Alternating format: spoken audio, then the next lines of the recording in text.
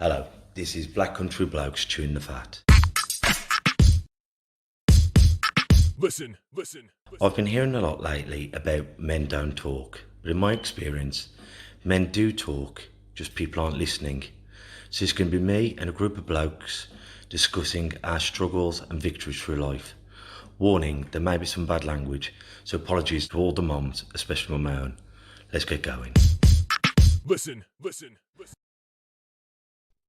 Having ya. This is the Black Country Blokes chewing the fat with me, Kev, Dylan, and Lee. And today we're going to be talking about mental illness and opening up. Now, I mean this in two ways. Obviously, we always talk about mental illness, mental health, or having mental ill health, and opening up, as in opening up within conversations, which hopefully more and more of us are doing, and also opening up, as in a bit more into the normal. Like yesterday was the first day that we were allowed to do pad work outside, and what a difference it was. And because people are now knowing me as being open with my own mental illness and struggles I've been through, it's great how people are talking, coming up, and they're no longer to be shy or embarrassed about talking. And I think sometimes that's the greatest gift we can give someone, the ear to hear their conversation. And as I say, more people are now talking about this. Hopefully, we're going to be doing some talks throughout the country about how we should be opening up.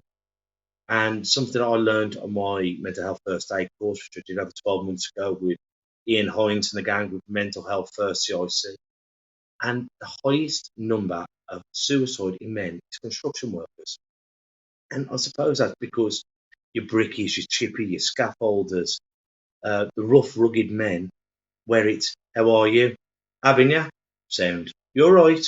I'm all right. We don't act. We say are you all right? Like an almost hello, instead of how are you, Lee? Are you okay? And there's tough enough to care say, following up that second question, are you sure, champ? Because you don't look well. So we've got to be doing more of that. Not just using this this throwaway having ya. Let's ask the question and listen to the answer. You're not true, bro. Yes, mate. Sorry, I've been regulated. I've been sent to my office shed, and the dogs are barking like mad. So yes, so Steve's put Lee you out in the shed. Very much. I'm now out in the shed, and the dogs are distracting me. So it's going really well. I missed all your conversation. I don't know what Kev's talking about, to be honest. Well, No. I was actually saying, don't ignore people when I say, are you all right? Very fitting then. Typical man. Too many distractions. But in life, we have so many distractions, and sometimes the problem, their problem, our problem is right under our nose. But we're so distracted in the dogs barking, the kids playing, the traffic, that we get swept up in our own life. Well, yeah, you do. You definitely do. You're always going to, aren't you? It's very hard not to do that. But I'll just going back to what you said in the title, that more people are opening up to you now that we're kind of on this platform and doing this, and I've found exactly the same. There's many more people now who will phone and talk more openly to me, and me to them. In all fairness, as well, it goes both ways. And what surprised me is the kind of people that open up to you a bit more now. Well, people you never thought would. A lot of my old man, my dad, I never thought he would, but actually he phones now and I ask him how he is. And it used to be like, yeah, I'm good, I'm fine. Now he'll actually tell me how he is, which is fantastic. And that's breaking down that stigma, isn't it? That it's okay for us to talk. So Well, it's all good. I think like men have always died of stress, and we can admit that. I'm working too hard. I'm a grafter. I don't sleep. I work too hard. I'm doing the accounts. I'm doing the gardening. I'm doing work. To die of stress is almost acceptable. But then for that man to go, well, actually, I've got mental illness. I've got anxiety. I have panic attacks. I'm worried. I'm frightened. That's a different thing for men to admit that. Stress, yeah, I'm a grafter. To actually admit, I'm struggling. And I said, like, and we've talked sometimes, I had a panic attack on Saturday. I popped out and I was having a lovely day and boom, right hand on the jaw, and I'd gone. And it's when we're having a fight or when we're out there on the battlefield or in the pub or whatever, you haven't got time to be frightened. Boom, boom, boom, boom, boom, you handle it. But it's after, when everything else is calm, you sat there on the settee watching EastEnders or South Park or whatever it is, boom, then a panic will tackle at you. And Kieran mentioned that, didn't he? Saying it's not we're on the battlefield, it's when the normal has come back to us. And that's when that black coat, that black cape or that black coat swarms you, and that's when it hits us. In fact, I had a conversation pretty much exactly like that. There's a good friend of mine who, in the middle of last year, his mom was really bad in a hospital. She was in a coma, and when I was speaking to him at the time, I was like, well, "How are you? You doing?" Like he says, "You know what? In terms of my mental health, I've never felt so good actually." And all it is that he was that concentrating on his mom that he forgot about his own mental health problems. But now I think that's catching up to him. Like 6, 8 months later, that's starting to catch up with him, and he's having struggles and problems. And I've found that myself with Calla. When you're in that battle, you don't think at all about yourself. All your attention is on that person who's ill. But it will catch up with you eventually. But haven't you found though, Lee, by doing this, you can start understanding that, because as you say, Calla's poorly or something's happening with family or whatever, and you can almost go, I know that ticking time bomb is going to go off. And then when you do have a wobble, you go, it's not just out of nothing. Normally, before I was this well educated on myself, self growth, I would have just thought, what's going wrong? But now you can almost go, this is because this happened a fortnight ago. I think for me, Kev, now, I think if we were in that situation again, I mean, touch wood, we never are, but if we were in that situation again, there's many times when we are in that situation and we've asked a nurse or someone who cares has asked, do you need any help? To me and Nicky always look, no, we're good, we're fine, we've got each other, we're fine. Now, even if I don't feel like I need help then, I would actually accept that because I know what's gonna come. Because it always does catch up with you. It's always there in the back of your mind, and it's only when you stop that you actually start thinking about these things, and it does hit you and it does bite. So even though you might not feel like you need it at that time, maybe actually it's a good idea to get it to get help then. And I always think of like stress. It's like a big rucksack that we carry. It's, no, go on, Jeff, throw a bit more in. But then by going to see my NLP practitioners and hitting the therapists, they take that rucksack off my back and put it in the garden shed. And they go, don't worry, you haven't forgot about the experiences. They're there if you ever need them, but you haven't got to carry them with you. And I think that was a great tool to me. There's no magic wand to go, karabing, and it's all gone. We need to keep the memories there so we know how to deal with them if something similar occurs again. But we haven't got to keep reliving them over and over and carrying them with us. But you know what, Kev? You were quite early on that journey, weren't you? Like, I can remember speaking to you many years ago about the kind of help you get through hypnosis and things like that. Why do you think that is? Why do you think it takes some people so long to seek that help? You didn't really talk about it openly then. Not obviously, you might have done to your hypnotherapist or your counsellor, but you didn't talk it openly to me. But I knew you were taking part in it. So, but why do you think you were so? Oh, sorry about that. Why do you think you were so knocking down the monitor? It's all going wrong in this new office. I have to go back upstairs, I think. Yeah, but why do you think you were so quick on the ball with that? Well, I was thinking about becoming a counsellor myself, and I did. I can't remember. It's been that long ago. It's 20 years ago since I did it. No, it was been 17 years ago. 17, 18 years ago. Either other. And I was going to be a counsellor, so I did my either level 1 or 2, 2 or 3, established college. And I always thought, and I think most therapists, most hypnotherapists, a lot of them, and I'm not saying it's all over the board, but an experience I have had with my friends who've been in, they often want to fix themselves, but don't want to go and see a counsellor. So they're trying to unpick their own mind. And that's how I did it. And then I didn't end up doing it. And then, funny enough, Nick Davis came into my life. Me and my dad worked with naughty kids, and Nick Davis's dad was one of the teachers who brought them, and he was saying what he was doing with NLP. And I was saying, well, in all honesty, I like it. And then he started bouncing ideas off me. And I've always been an open book.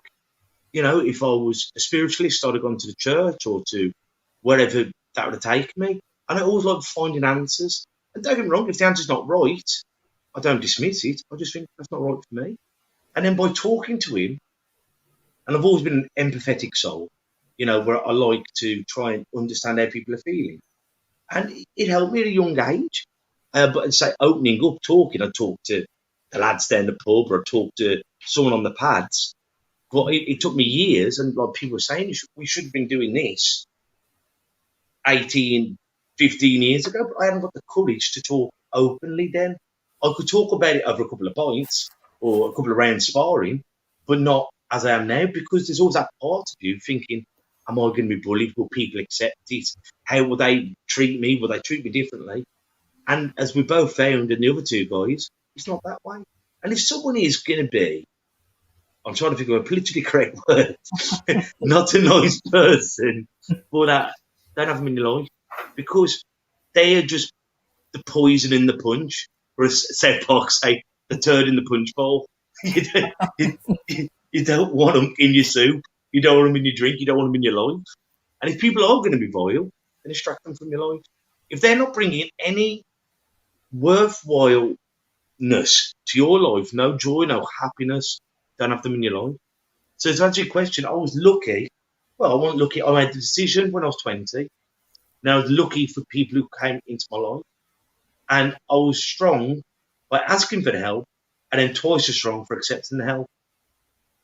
That's right. That's right. And I think another thing that shocked me about what we're doing now is actually we don't get a lot of idiots, do we? Or those kind of people at all.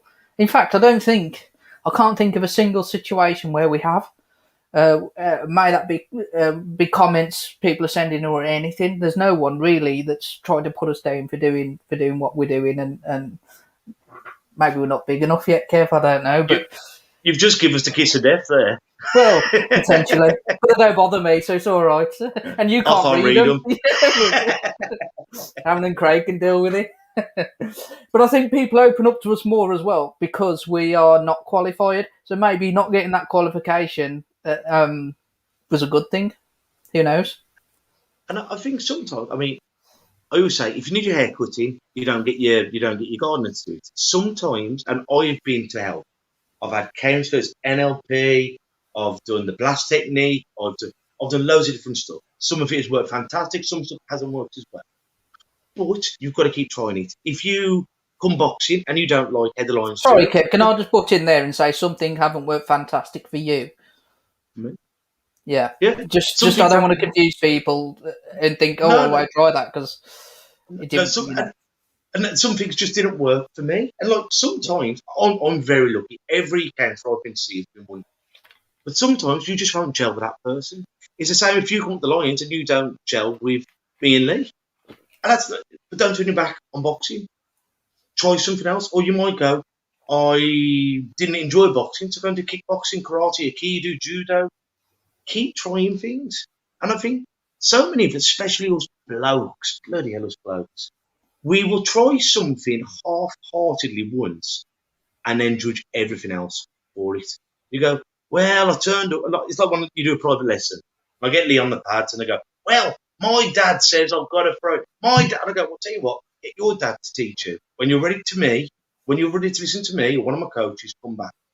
And that's got to be the same when we go to a hypnotherapist. We don't go with, this ain't going to work. We've got to go, I'm here to learn. I'm here to feel better. And then if it doesn't make you feel better, you've got in there with an open mind. I think you've also got to realise it's got to be your choice to go. I can imagine there's many men around the country who have girlfriends, wives, partners in general who are encouraging them to go, and they're just, or they go because they're being nagged. And that's just not the right way to turn up. That's exactly the same as being half-hearted in the situation. Well, two examples of that. A boxer will perform better when he wants to. If he's just going in there for dad, he ain't going in there as 100%. And it's like when you're packing in an addiction, be it cigarettes or whatever else. I'm going to stop because Jasmine wants me to stop. I'm going to stop because you stop when you want to stop.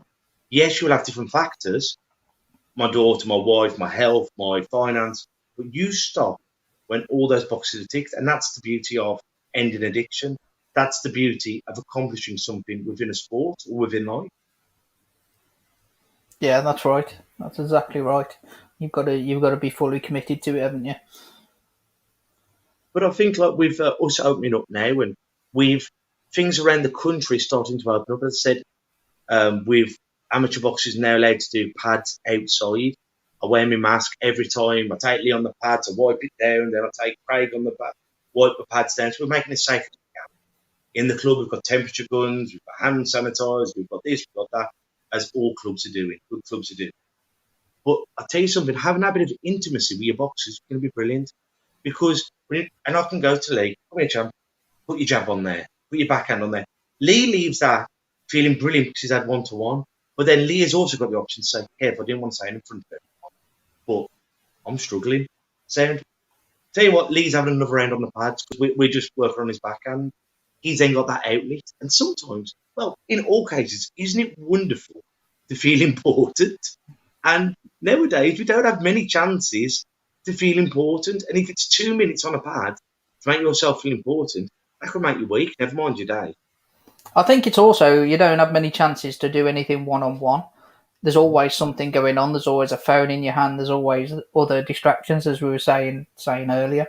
So just having that time one-on-one with someone where you can chat, you can release some aggression as well if you are doing that within boxing.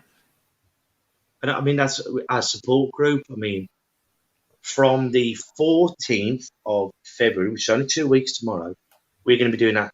Have a chat for half an hour. Lee, gang, in 5 words, how's your week been?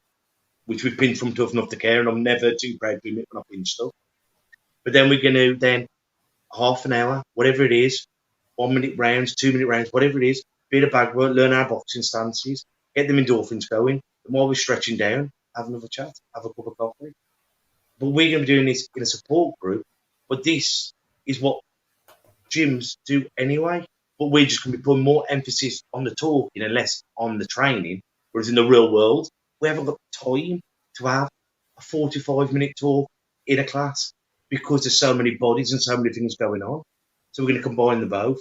And our dream, wouldn't it be wonderful in 18 months, 12 months, 6 months, whatever it is, we have Kevin Dillon, who's attended one of our seminars, who was suicidal, depressed, anxious, and then we've either got him as a gym member, as a coach, or even boxing for the club. Wouldn't that be like a bloody movie?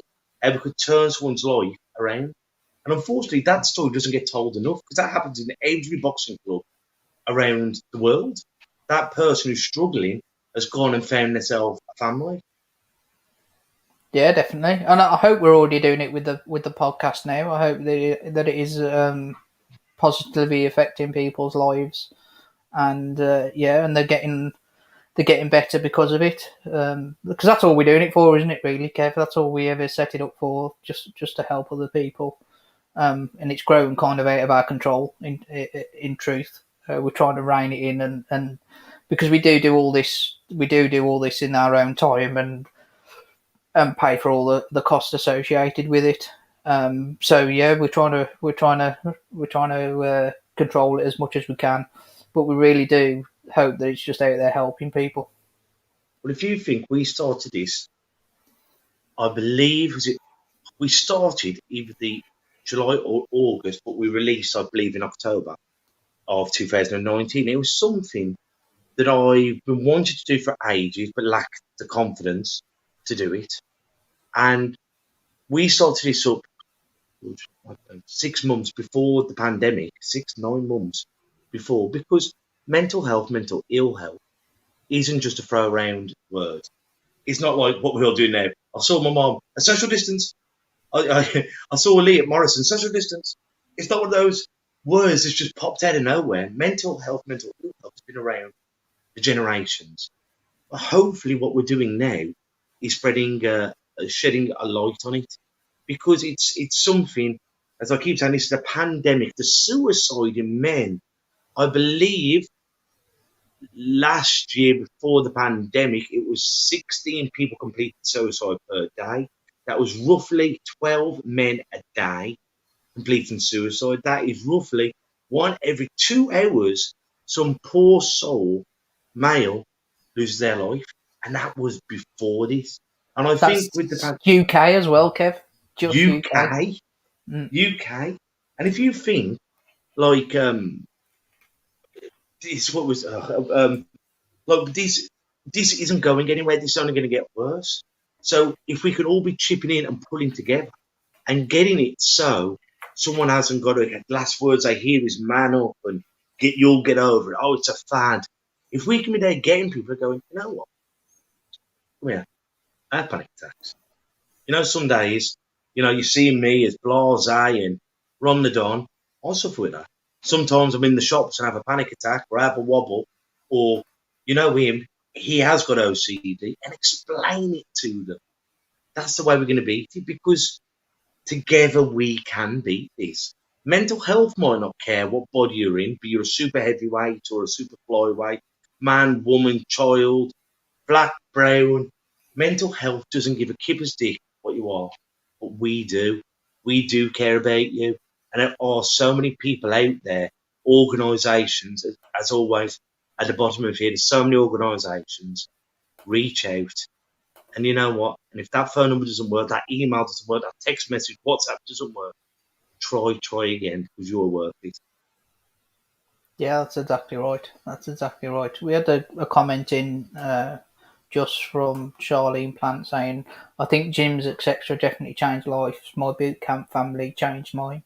And we go into the boxing side, don't we, Kev? Because that's what we're involved in, basically. But it is gyms, and it's not just gyms. It's whatever sanctuary that you have. That might be, I don't know, a book club. They really do. These communities really do change lives. I was talking to a man earlier on the phone, and he does a choir group, and they've had to do it all through Zoom. They don't ask you to sing, have they, Kev? We don't need that. but he goes, I hate doing it. I hate singing on Zoom. He went, but the same 20, 30 people every week turn up to do it. So, as you say, be it your Star Trek club, be it a horror movie club, whatever it is, if that brings you joy, then that brings you joy. And never be ashamed of that. And that's what we've got to do. As long as we're not hurting no one, find what makes you better. What we're going, the Lions Boxing Club, in partnership with the BCB, from let me get my finger right, the 20th, I believe, of April, Tuesdays, Thursdays and Fridays, we're going to set up somewhere where men and women can come and train for free. And we're going to call it our furlough club or out of work club, because an old saying my nan used to say, devil makes work of idle hands.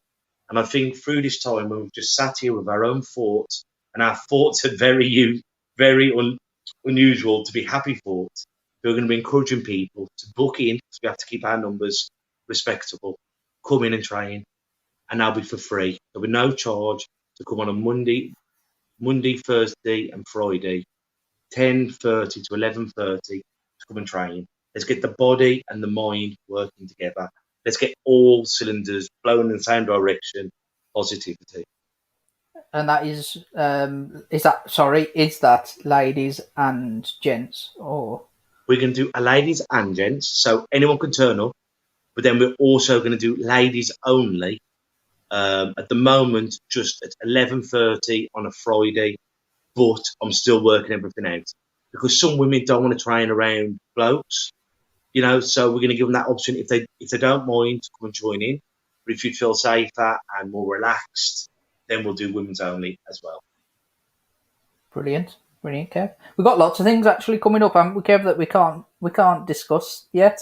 And we've been dying to tell everyone, haven't we, really? But the one thing we will be on ITV Central in the coming weeks. Look out on our social media for the exact date. We are still waiting for it. Yeah, we will be on ITV Central discussing mental health, and again, hopefully getting the word out there and changing people's lives for the better.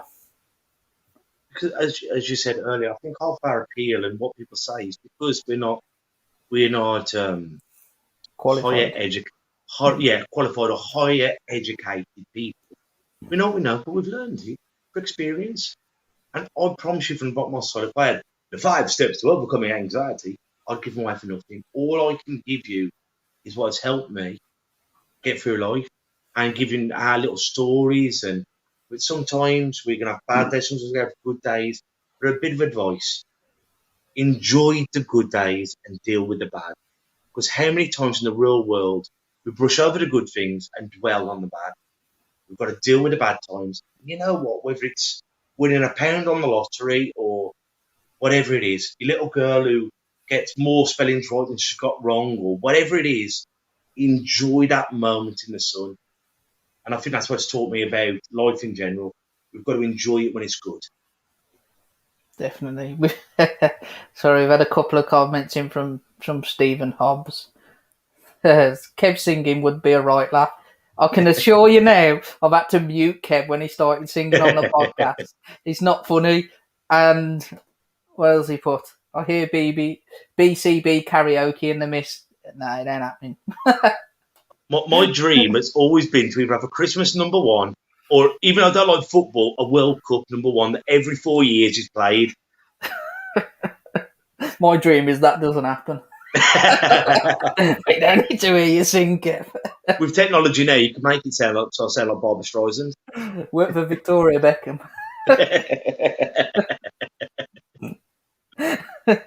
Slightly off subject, but as you say, we've got some great things in the mist, and I can't wait to share it all with our BCB family. But hopefully the next couple of months we're going to shine some really good things. And Tough Enough to Care, I've got a big surprise this Saturday. Not even us know about it, so keep your eyes on the Tough Enough to Care page, because fingers crossed they've got something massive. Stuart's promised me it's going to be something big, so keep your eyes peeled for the Tough Enough to Care. Our brothers, who we do the support group with, brilliant bunch of guys. So if you've got time, go over and see about all the great stuff they're doing as well on their Facebook, Twitter, Instagram, and all these bits and bobs I have no idea about. And while Kev's talking about the support group, I'll just bring this up just to remind people that our support group is every Wednesday at the Lions Boxing Club, and that is 7 till 9 p.m. It's a men's support group. Unfortunately, women, you can't come along to this one. But if you would like to come along, it's if you email us at blackcountryblokes@gmail.com. We are restricted to 15 places at the moment due to COVID. Anything you want to add, Kev? No, as I say, you get temperatures on the way in, wear masks, and Lee makes a lovely cup of coffee. Now he's got a spoon. Never got a spoon.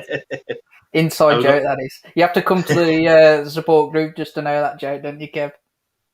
But it's been lovely meeting these different people, and it's like going to the pub without booze. And if someone had told me that 12 months ago, you would never have called me there. But now, I tell you something, it's been great having people who aren't in your house, or I imagine for the people who are working, sitting there talking. And sometimes it has been bloody deep. But sometimes, there hasn't been one session that we haven't had a chuckle, as Lee. Well, what I'd actually like to do is get someone in, even if it's for 2 minutes on the podcast, who actually attends our support group, who's not me and Kev, basically, who, if they don't mind talking about their experience there, because it's all right me and Kev going on about it, but actually you want to hear it from people who are not organising it, I suppose. And once again, have respect for people who have mentioned something. We don't want to hear about nothing like that. It's just maybe something that you personally have addressed, or something you have found beneficial by coming to the groups. Because obviously we have a wall of silence, where we're there. And the only times that we would have to break our confidentiality would be if you're at direct risk of hurting yourself or others. That's the only time that we have to break it, because obviously we've got a duty of care. and we would hate for someone to leave that group worse than when they attended. I'll tell you what, we've just had actually Stephen Hobbs, who's been commenting. He attends and he doesn't mind coming on. So maybe next week, Kev, we'll arrange for that for him to jump on for 5 minutes, and then our listeners can see what it's all about from his point of view. We're not on next Tuesday, by the way, guys. We're going to do it next Thursday because I've got something planned on that night. Well, I haven't. My wife has. And anyone who's married, when to just buy your gum shields and agree. Easy life. Anything for the easy life, innit, Kev? Would you like to mention while we're here as well, Lee, our website? We're going to be having some new pictures put on there for our merchandise. Hats, caps, hoodies, T-shirts, mugs, and masks. So hopefully there'll be some new pictures going on there soon. At the moment, we have got some pictures on there. But would you like, and all the money from that will be going back into our support groups and daytime classes and stuff that we can be helping out. Because as Lee rightly said, we're doing this all for nothing, and we want the money to go back in to help as many people as we can. Yeah, so the website's www.theblackcountryblokes, all one word, .co.uk. And as Kev said, every T-shirt, hat, hoodie we sell, the profit from that goes straight back into buying tea and coffee for Stephen Hobbs. and the rest of the group. Yeah, and other bits and bobs. Because like with these restrictions coming, like everyone will have to have their own boxing gloves and all these little things that just jump up. And because of how the world became, it's increasingly difficult to do something because of restrictions. Like in the good world, the old world, Lee, can I borrow your gloves? Yeah, brilliant, Kev.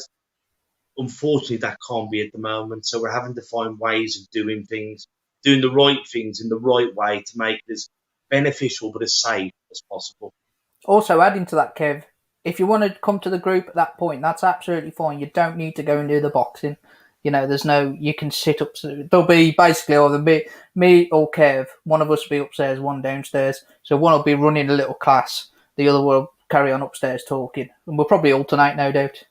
But you don't have to come in there and hit in the bags if you don't want to. And it will be no contact. It's not like, oh, let's jump in the ring. And if you want to compete, when we're allowed to spar and all that, then you have to come on the designated proper nights.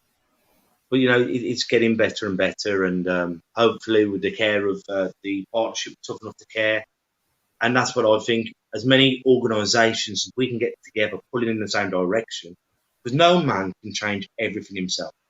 We need as many people on side to make subtle differences. And the more subtle differences we have, a bigger change will come at the end.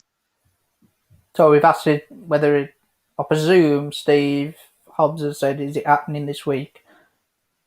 Do you mean the boxing or do you mean the support group? The support group's happening this week. The boxing isn't until after the 12th. Did you say the 13th? Sorry, Kev.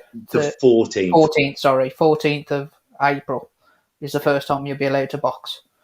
So bring your gloves, too. Yeah, and if you haven't got them, we will provide them because we've had a grant. But grants only last so long. So those people who've been coming for more than 4 weeks, they will have a pair of gloves to do it with.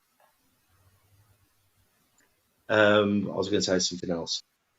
Is there anything else that people are actually looking forward to? I think the main thing I'm looking forward to is not going to the boozer. It's having people in my garden or going to other people's gardens and just having that face-to-face contact that I've been missing so much. Having a bevy, having a chat, having a burger, and, maybe a little adventure here, going to different farms or everything with my daughter and just having, taking our Kate out for a nice meal. It's them subtle things that we've taken for granted over my life that I'm gagging to get back. What things are you looking forward to, Lee? I'm looking forward to getting away from everyone and getting to the caravan on my own. Well, with the family, yeah. So Kev's looking forward to having everyone round, and I'm running off to be in a big field with no one around. But no, that's what I'm looking forward to. One of my best mates said, "Oh God, I can't wait for this lockdown to be over." I know, yeah, bruv, what are you going to do? He goes, I'm going to arrange a massive piss up and then not turn up. I went, oh, so you're going to enter the world how you left it? Because some people are just so antisocial in the real world, but I think even the antisocial people have missed some form of contact with people. Even if they don't see people, knowing they've got the option to see people if they want to. That's it. And we've just had an invite off Pat as well. Pat Lewis inviting us to his bar, his backyard bar. He's been speaking about this and how great he is at barbecue, so we're looking forward to that, haven't we, Kev? Oh, definitely, definitely. And Get some boxing on. That's it. And we got Steve Hansel. Can't wait to be able to get out on the bike and enjoy the world. Helps me a lot, and I miss that massively. You know what, Steve? I went out, obviously, to get milk about 3 weeks ago, maybe 4 weeks ago, and I didn't realise how much I'd missed going out on my motorbike until then. It was absolutely fantastic, just to feel the wind in your hair. And the good thing is about a motorbike, you're that concentrating on what you're doing that you do lose everything else in your head. You're that concentrating on the road that you forget about everything else. And I think some people, like how we differ, you like to be lost in the moment, being on the road. I love being lost in the conversation. It doesn't matter what you miss. I think I always think that, like, when you're on holiday or somewhere, you might, my first few days, you think, oh, I haven't done this, I haven't done that. But longer you're there, you actually start thinking about stuff, what's important. And like with this, you've realised what made you can phone up, and even though nothing's happened, you still have a fluent conversation.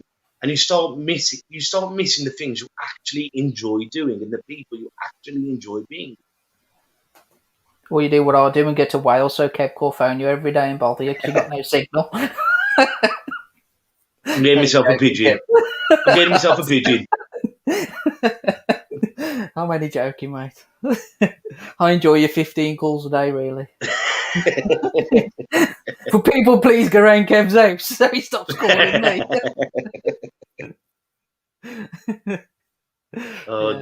It's funny, like, I just hope we can do all these things. And I hope we can all be sensible, and I hope we can actually get some form of normal. Well, the fingers crossed it's going that way. I think everyone wants a bit of that now, don't they? Well, bruv, is there anything else you want to say? Have any more comments? I've been putting them up as we go along, Kev, so we're all good on that front. But thank you for everyone commenting in. It's been a good episode again. It was a bit of an off-the-cuff one, wasn't it, Kev? We didn't, as per usual, disorganised and kind of decide 10 minutes before we go on what we're actually going to talk about. So, I've enjoyed it. Thank you very much. No, as always, brother. As I say, we're not going to be here next Tuesday, but we will be. We will be only going one episode a week, so we won't be next Tuesday, but we will be on Thursday, normal time, 7:30. So join us in. Yeah, we will be going back to 2, but we can't release the second and where it's going to be quite yet. Soon though, we'll be able to let the cat out of the bag. I bet Kev's told everyone anyway, ain't you, Kev? I've been sworn to silence. So yes, we will be back up to two a week soon enough, just in another format. And I'm going to leave you with this, just a little quote, just something that's helped me get through. Every day we're getting a little bit closer to the end. So stay strong, stay healthy, and as always, take care of yourselves and each other. It's all right, bit. Listen. And that's a wrap for another show. But if there are any comments or messages that you would like us to read out for our next podcast, please be in touch. There are also lots of different organisations at the bottom of this page, and hopefully they can help you or someone you care about. Please share this to spread the word. Until we talk next time, ta-ra a bit. Listen.